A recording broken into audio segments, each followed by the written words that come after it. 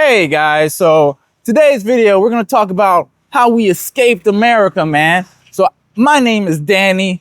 I'm an American who's been living over in Asia for 11 years. This is my friend Kai. Kai, how long you been, Kai's Chinese American. So he left America a while too. When did you leave? About 15 years ago. 15 years ago, okay. So we're both veterans in leaving the States. So let's tell you our story real quick and let's tell you how you can also do the same. All right, guys, so my story is that I was born and raised in America. I come from a military family, spent a few years in Germany as a kid, came back to the States in elementary school, and I just always felt out of place, man. I didn't fit in with this American culture, not American culture, but there's a lot of dysfunction. I know a lot of you guys know as like fellow Black Americans, there's a lot of dysfunction that goes on in our community, and I didn't really line up with it, man. So my whole life, I just kind of felt out of place. I felt like there has to be something better. Luckily for me, because I come from a military family, my mom always told me, like, hey, you should go overseas. You should go to South Korea. Because my mom was in the military for 20 years, and she was in South Korea for around 5 years. So I always grew up with a lot of like Korean stuff around my home.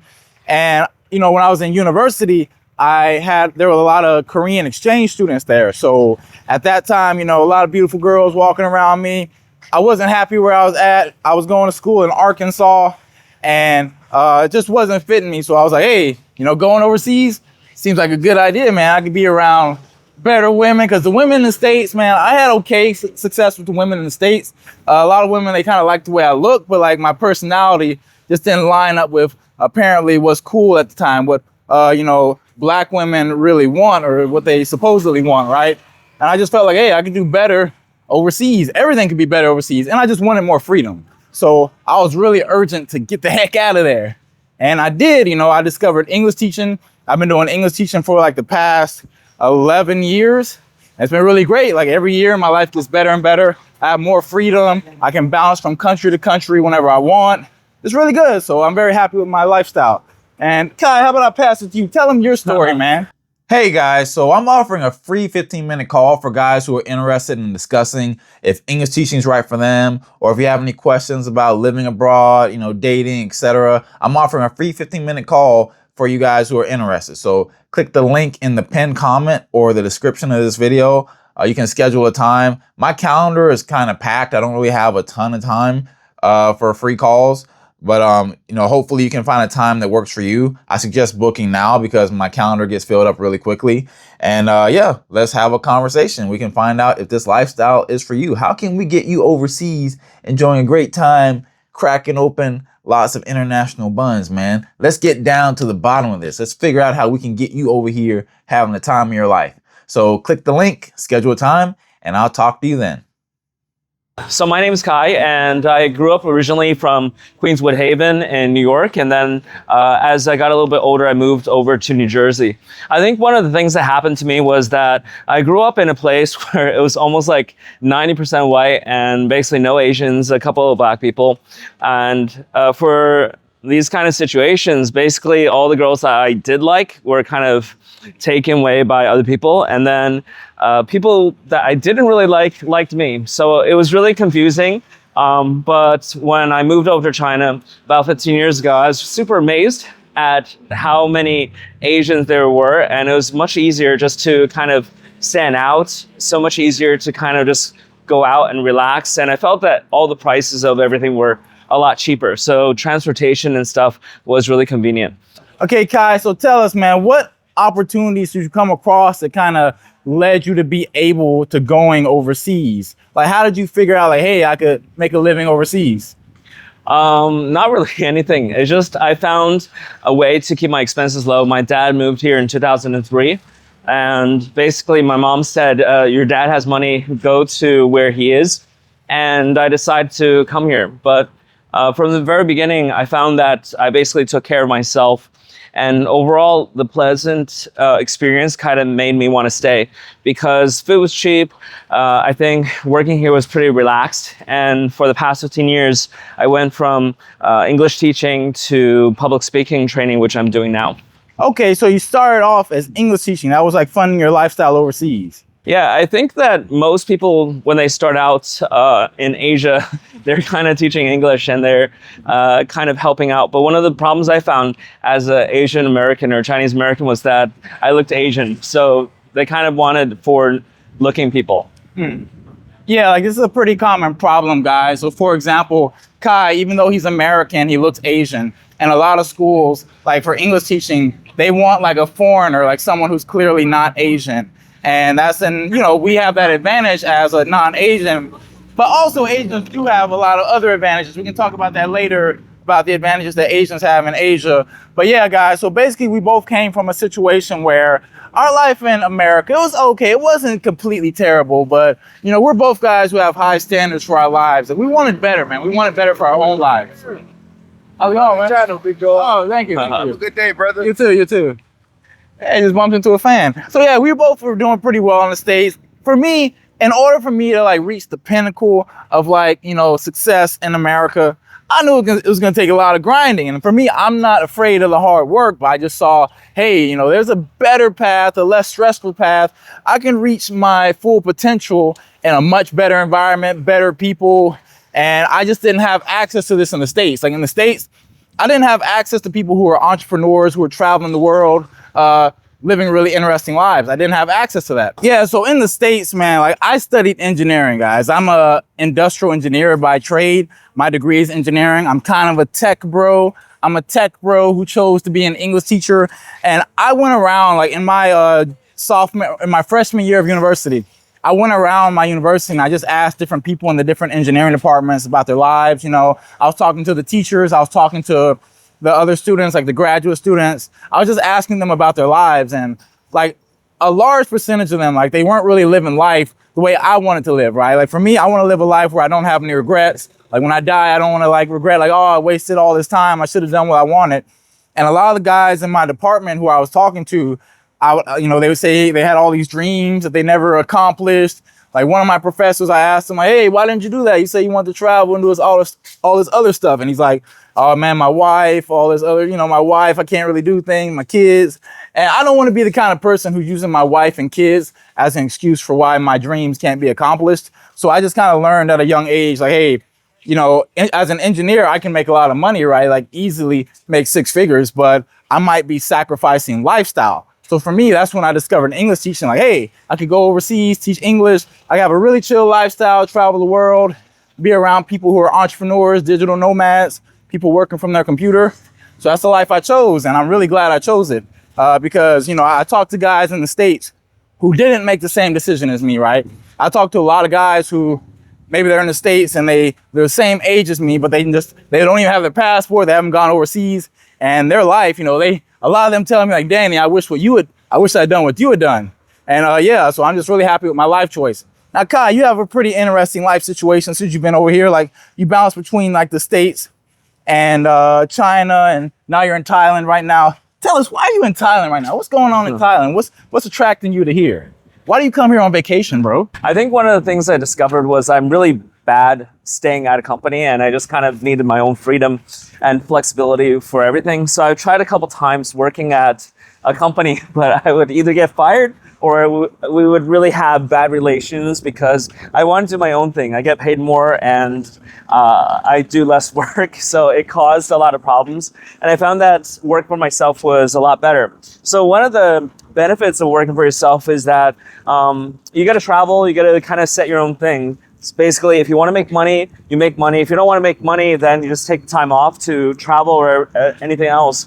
So more recently, I've been traveling to Thailand almost every single month, or I travel to another country or another city because I find that for traveling, you kind of just want to make sure that your expenses and overhead are kind of low, and then basically can be anywhere. So in Thailand, it's probably one of the cheapest flights from Shanghai, China. It's even cheaper than traveling to other places in China. And then here in Thailand, the food is cheap. You get to be by the beach. It's really relaxing. And basically a lot of my friends who used to work in China, a lot of expats, they're basically all based here in Bangkok, Pattaya, or Hua Hin, Chiang Mai, other places. And it's kind of a nice place to both see friends, nice place to relax, and nice place to just hang out and relax. And I think it's really needed, especially when it got hectic schedules wherever you're living. All right, now let's talk about the part that you guys been waiting for. I know y'all a bunch of dirty dogs. You want to know about our dating life over here, right?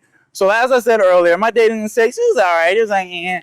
But when I left America, things really got way better.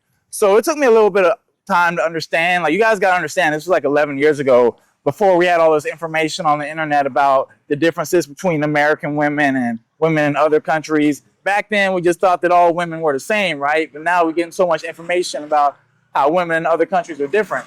And yeah, like, my dating life is like way better overseas than, you know, I'm going to say in Asia, right? I've been in Asia this whole time. South Korea, China, 10 years, now Thailand. Way better than anything I could possibly get in the States. Unless I'm like a 6'5" billionaire with a huge schlong. Like, you know, that's what you kind of need in the States if you want to get top quality. But over here, you can get top quality women without needing all that, man. You kind of, if you're a guy who has like a, you know, decent salary, you take decent care of yourself, and, you know, if you can speak the language, it helps if you're good looking, if you work out, you know, if you got a nice body, all that stuff helps. But generally speaking, the playing field over here is way better. I see what guys are dealing with in the States, you know. I help guys get into English teaching, so I do like a lot of calls and consultations with guys.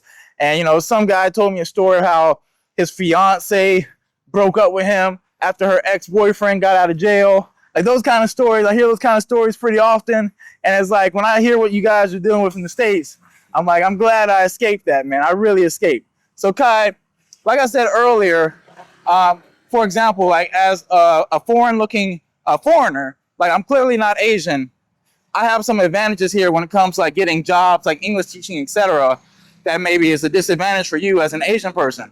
But as an Asian American, you're kind of at the top of the food chain in terms of like what a girl would want to date. Like, there are certain girls who they won't date us foreigners. Like, if you're not Asian, they're not interested in dating you. So there are certain women that only an Asian would have access to, and especially an Asian American would be at the top of the food chain in that sense. So, Kai, maybe you can tell us a little bit about how, you know, you started getting some hot chicks when you came over here to Asia, because things were so easy for you, man. Isn't that how it went? So I used to like white girls when I was a lot younger, but I remember one time when I was 15 years old, sitting at her home right next to the fireplace. It was winter, and I told her I liked her. And I remember she was about to say she liked me too, but then kind of rushed me to go back home. Next day, she told me that she was lesbian.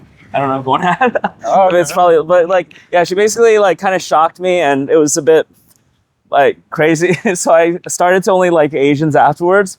Yeah, so I mean, afterwards, coming to China, I felt like, okay, there was a lot of girls that I kind of liked, but I was just trying to figure out like how to get them. And I think sometimes it's just like, when you understand a culture, it really makes things a lot easier. So at the very beginning, I didn't really understand how to use my status. So it was just like being myself, and I would meet a lot of people, and they kind of liked me for the kind of, I guess, American attitude or personality I had. As I stayed longer in Asia, I found that I could really mix culturally, because I think one of the things that happen is sometimes Asian parents, they kind of hope that their daughter is dating someone that is actually similar to them or able to converse. So I found sometimes if it's like a little bit more serious relationship, it was a bit easier to handle that part.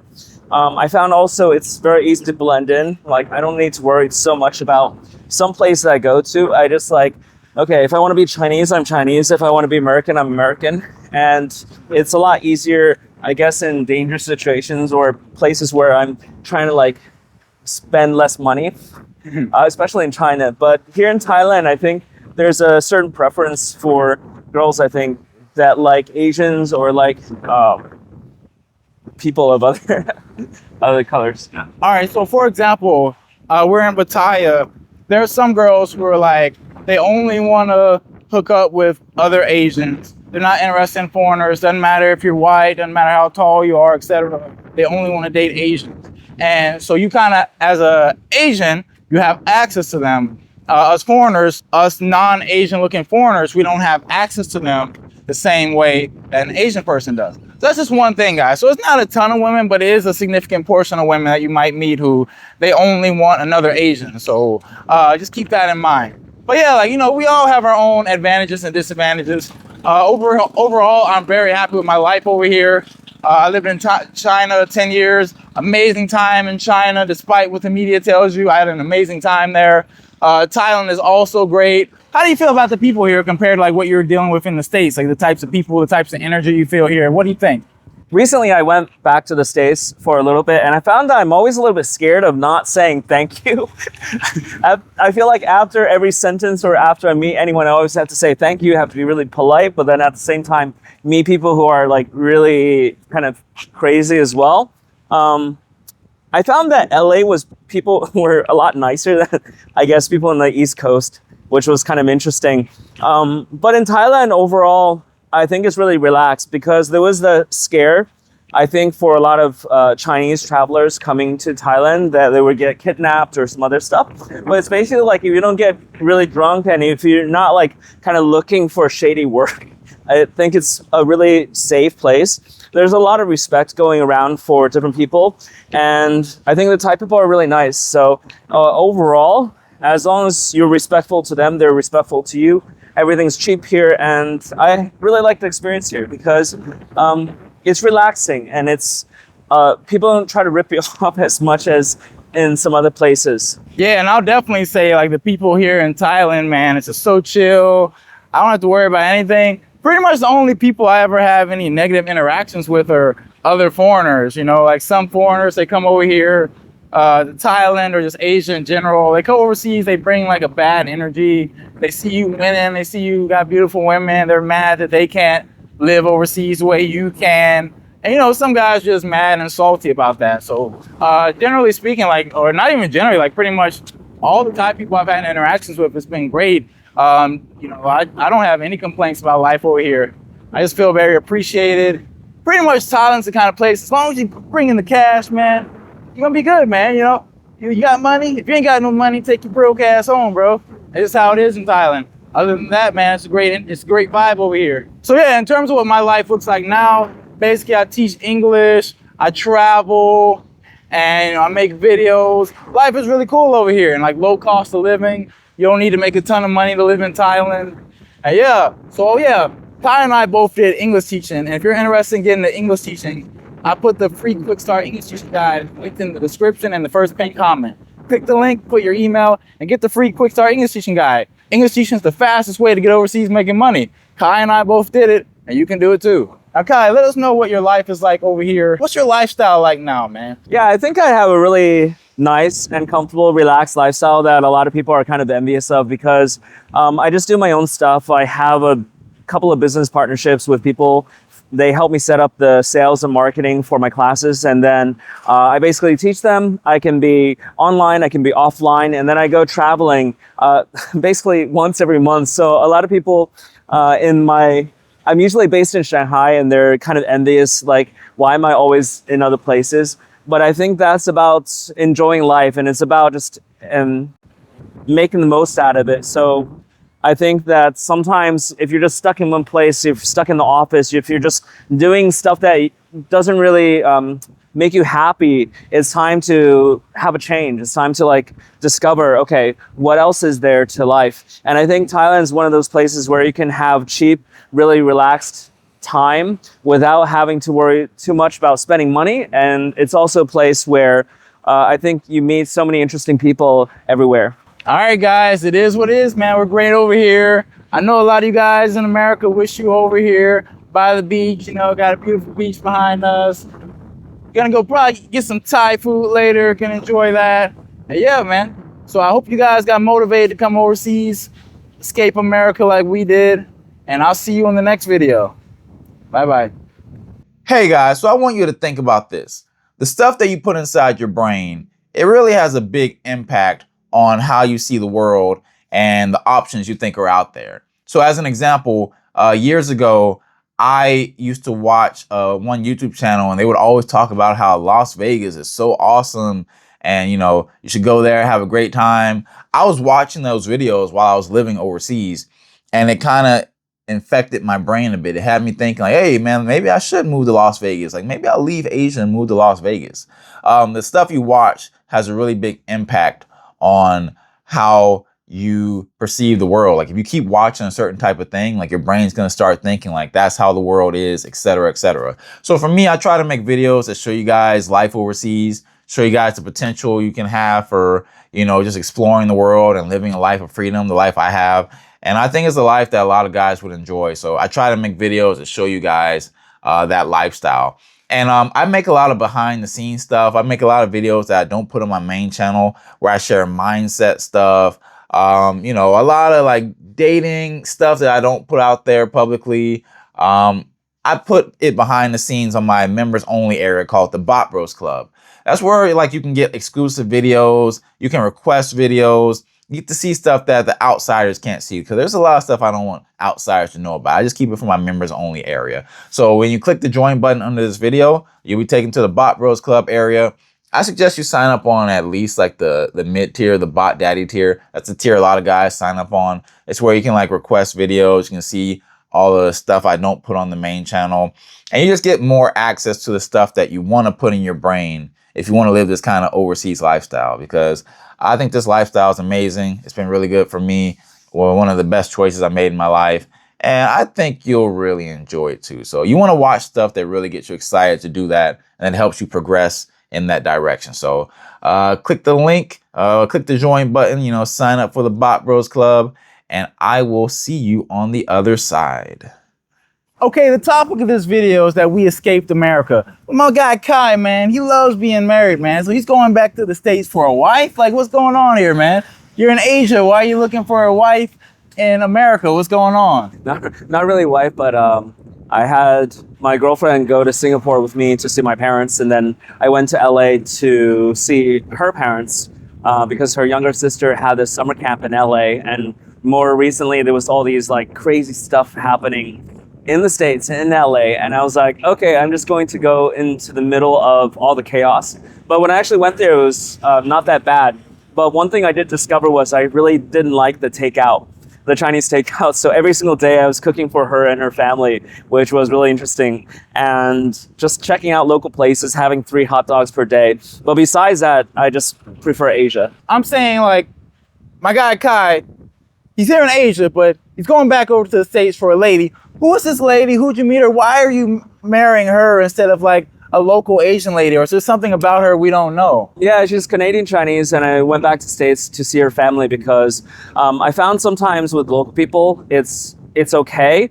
However, there's sometimes language barriers, and living in China for so many years, I found that sometimes when you want to argue, when you want to communicate, it's a bit tiresome if you're not using your native language. And also, yeah, I had free time, so I was never been in LA before. It was kind of cheap, didn't have to pay for a hotel or anything because they had a place. And yeah, I think it's important, like two people kind of click when they want to be together. Yeah, so even though my guy Kai, he's back in the States with a lady, she's technically not American. She's like Canadian, you know. It's still technically a Chinese lady, kind of, still foreigner for a little bit. It's not American 100%. But yeah, I just wanted to throw that at you guys because I thought it was pretty interesting, like how Kai, you know, he's been bouncing back and forth between Thailand and the States and China, and he's traveling a lot, man. He's racking up a lot of air miles. So yeah, I just want to throw that at you guys.